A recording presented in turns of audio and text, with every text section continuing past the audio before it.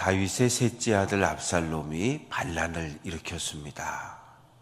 여동생 다말이 형 암논에게 성폭행을 당한 때로부터 무려 9년의 시간이 지나갔어요.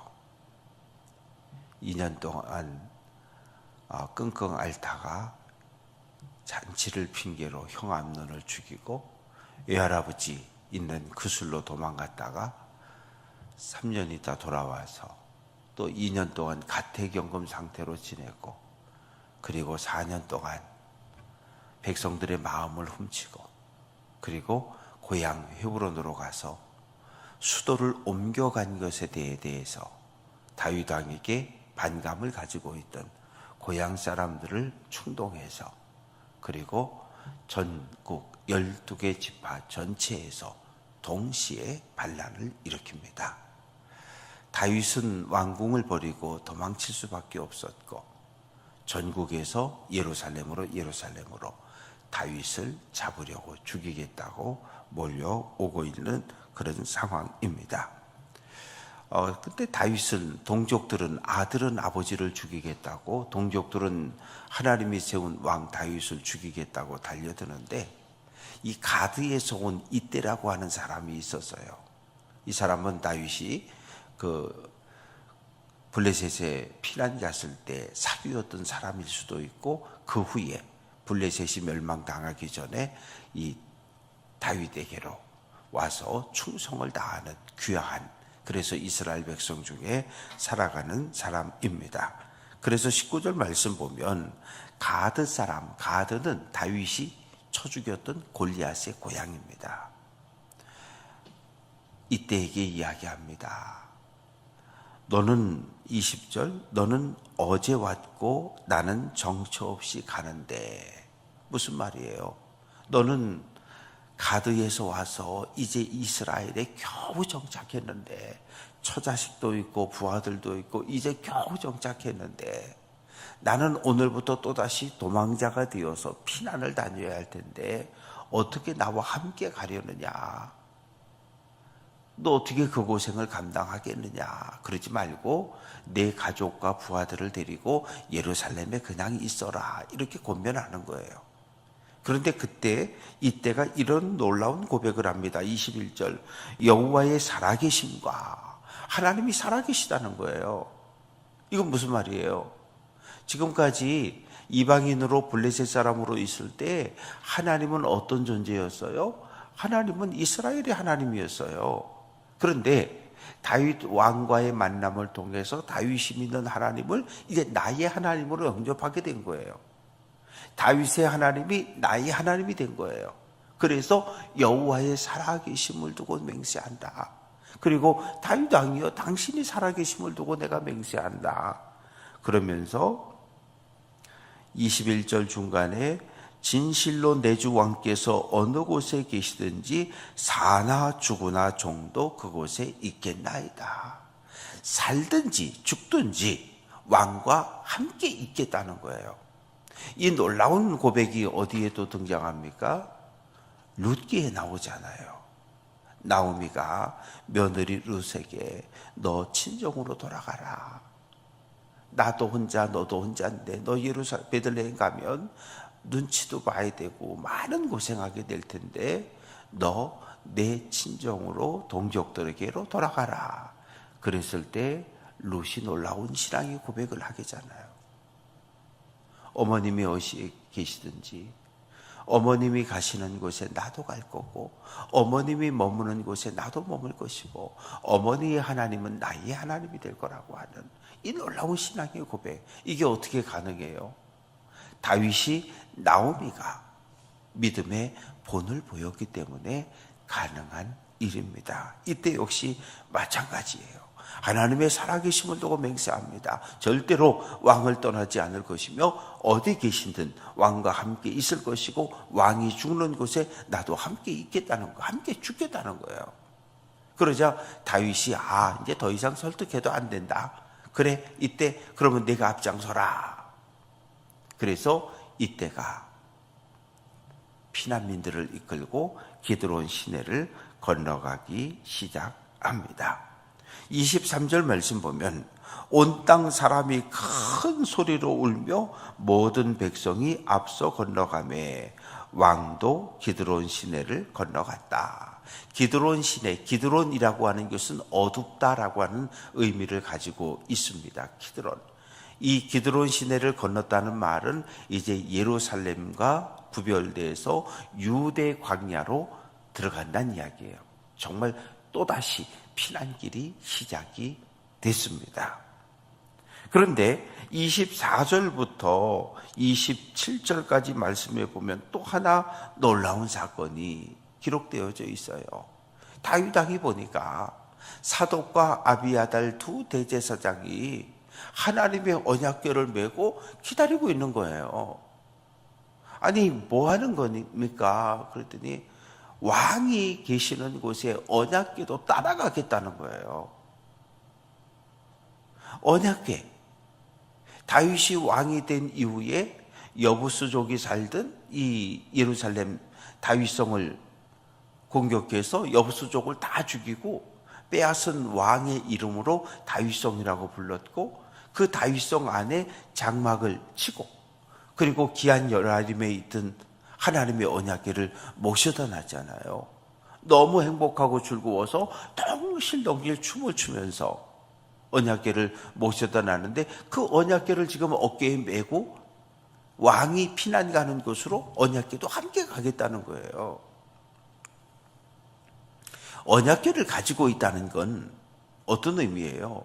하나님이 다윗을 왕으로 인정하고 하나님이 다윗과 함께 있다는 의미입니다. 그러면 제 입장에서는 그럴 것 같아요. 그거 참 좋은 방법, 잘 생각했다고. 그럼 언약궤 얼른 앞서 가자고 그랬을 것 같은데, 다윗의 생각은 전혀 달라요. 안 된다는 거예요. 뭐라고 이야기하냐 하면 25절 하나님의 궤를 성읍으로 도로 메어 가라. 원래 자리 갖다 놓으라는 거예요. 만약에 하나님께서 나에게 은혜를 베풀어 주시면 내가 지금 피난을 가지만 다시 하나님의 은혜를 입으면 언약궤가 있는 예루살렘으로 돌아올 거라는 거예요. 만약에 내가 하나님 보시기에 옳지 않으면 26절 종이 여기 있사오니 선히 행하시는 대로 내게 행하시옵소서. 하나님께서 내가 죄인이라고 생각하셔서 나를 죽이겠다고 하면 받아들이겠다는 거예요.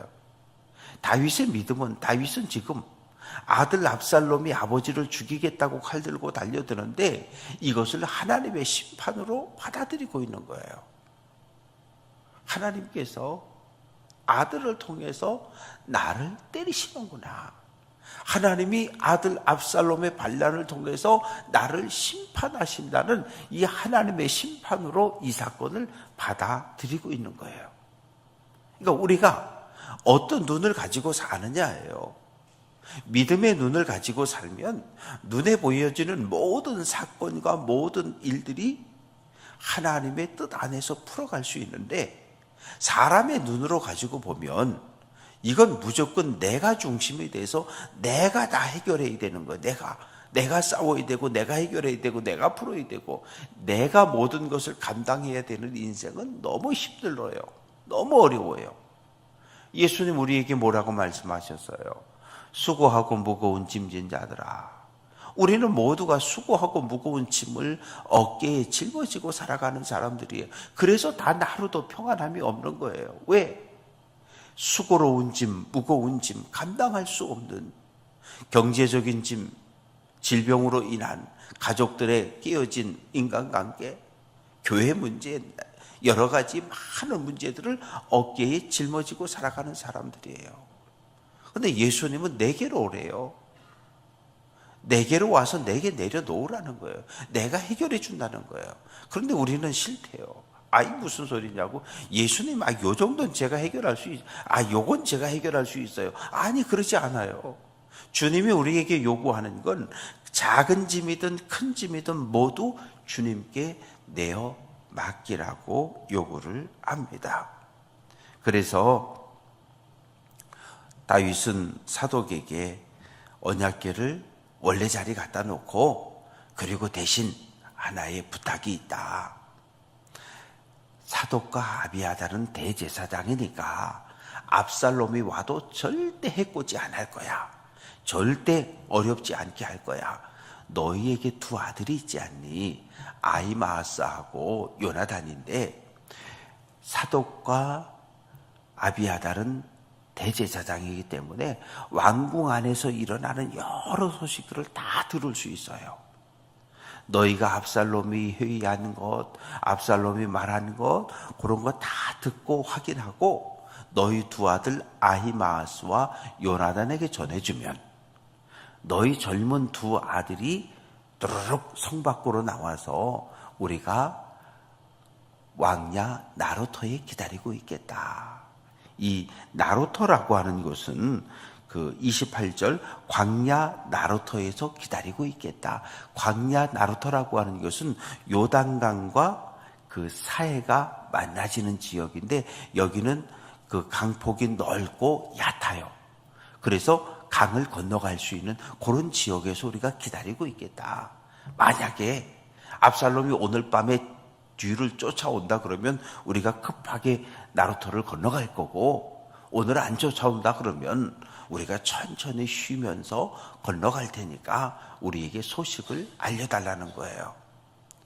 그래서 다윗은 도망을 가면서도 예루살렘 성 안에서 일어나는 모든 일들을 보고받을 수 있는 이 연락체계를 딱 갖춰놓은 거예요. 그래서 29절 말씀 보면 사독과 아비아달이 하나님의 언약궤를 메고 예루살렘으로 도로 들어갑니다. 이제 30절 기드론 시내를 건넜어요. 그럼 감람산을 넘어가야 돼요. 감람산 길로 가야 되는데 30절 머리를 그가 가리고 자기 머리를 자기가 이렇게 가리고 가는 거예요. 그리고 울면서 가는 거예요. 그리고 맨발로 걸어가는 거예요. 왕이 맨발로 걷는다? 이거 상상이나 할 수 있습니까? 이건 상상도 할 수 없는 일이에요. 왕이 지금 맨발로 산길을 걸어가고 있는 거예요. 이건 뭐예요? 모든 걸 다 포기한 거예요. 왕인데 이스라엘의 진짜 왕인 하나님 앞에 최대한의 겸손함을 드러내고 있는 거예요. 하나님 제 꼴 좀 보세요.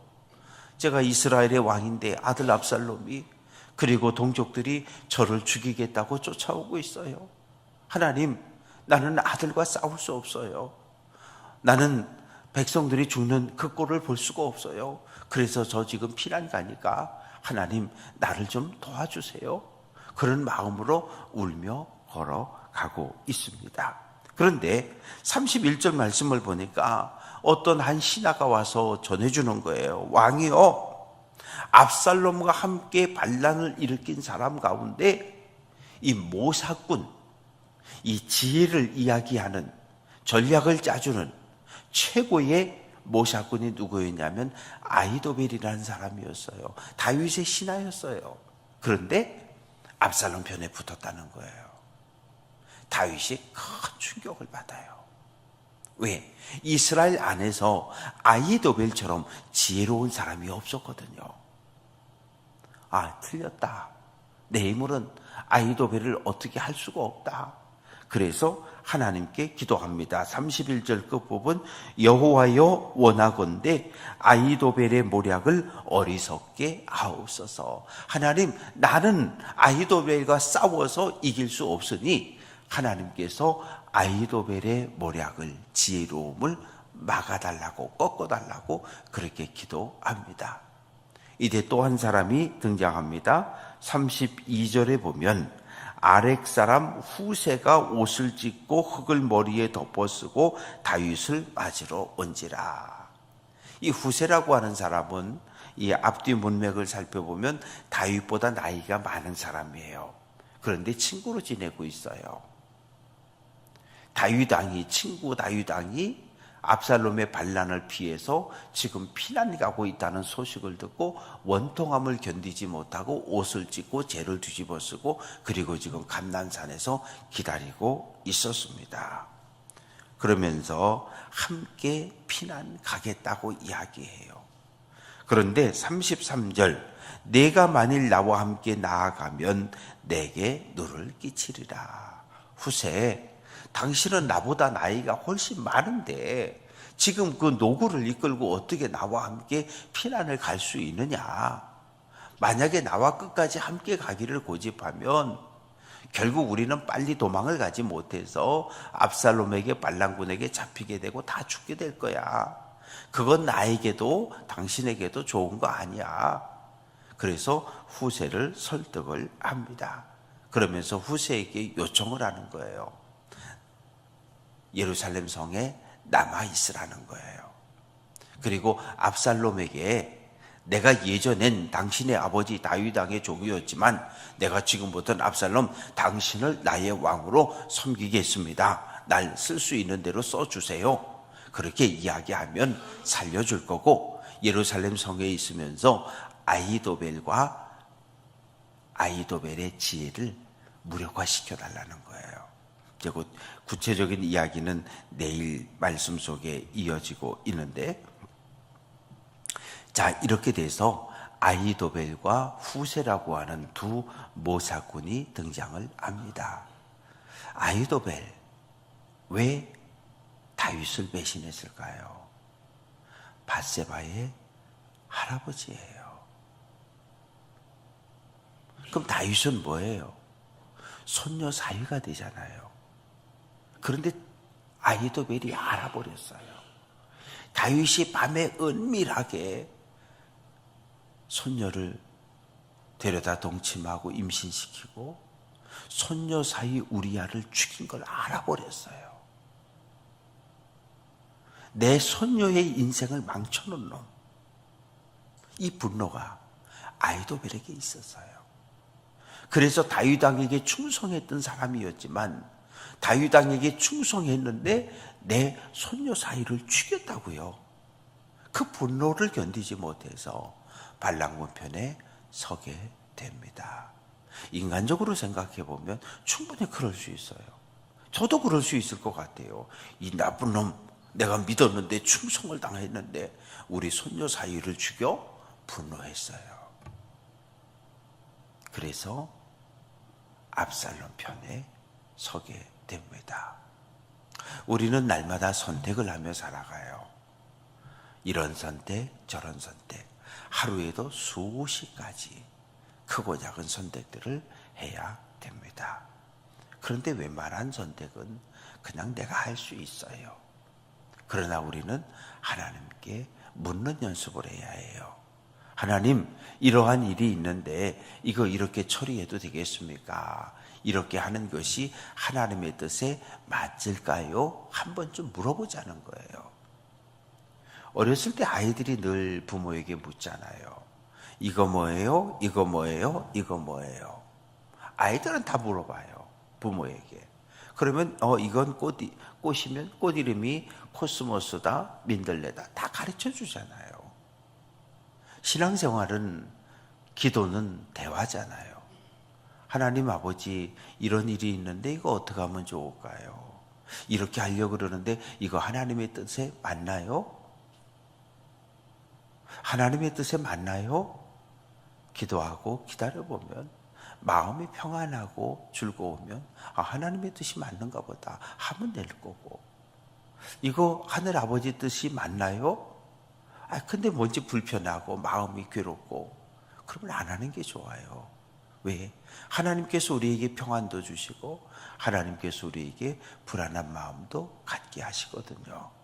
사람은 본능적으로 나에게 해로운 것을 보게 되고 만나게 되면 경계하게 돼요. 그래서 내가 내 인생의 주인이 아니라 하나님을 내 인생의 주인으로 모시고 사는 연습을 우리가 이 땅에서 계속 하는 거예요. 왜? 천국 가면 철저하게 하나님의 말씀에 순종하는 삶을 살아야 되거든요. 이 땅에서 순종하는 연습이 안 되면 천국 가서 하나님께 말씀에 순종하는 게 힘들어져요. 이 땅에서 매일매일 하나님의 뜻을 묻고 하나님의 뜻에 순종하고, 그래서 하나님 거룩한 백성이 되는 연습을 날마다 하는 거예요. 그러다가 하나님 나라에 들어가면 하나님과 영원토록 행복한 순종을 통해서 행복을 누리고 사는 거예요. 불순종을 통해서가 아니라 순종을 통해서. 왜? 하나님은 순종하는 사람을 좋아하시니까요. 바라고 소망하는 것은 오늘 한 날도 이 말씀, 야, 어쩌다가 다윗 왕의 가정에 이런 참 끔찍한 일이, 어쩌다가 아들놈이 아버지를 죽이겠다고 달려들고, 그런데 이게 2000년, 3000년 전 일이거든요. 3000년 전에만 아들이 아버지 죽이겠다고 칼 들고 달려드는 사건이 3000년 전에만 있는 거 아니에요. 어제도 있었고 오늘도 있고 내일도 있을 거라고요. 오늘 이 땅에 살아가는 우리 가족 속에서 끊임없이 일어나는 일들입니다. 그래서 오늘 한 날도 사랑하는 가족들을 생각하고 손주들, 형제들 생각하며 하나님께 기도하는 귀한 성도들 될 수 있기를 주님의 이름으로 부탁드립니다. 이제 오늘과 내일 지방선거가 투표일인데 하여튼 투표는 꼭들 하시고, 투표하기 전에 어떤 사람이 하나님의 뜻에 맞는 사람일까, 어떤 사람을 뽑아야 우리 춘천시가, 강원도가 평안하고 행복할까, 한 번씩 이 지역사회를 위해서, 나라와 민족을 위해서 기도하시기를 부탁을 드립니다.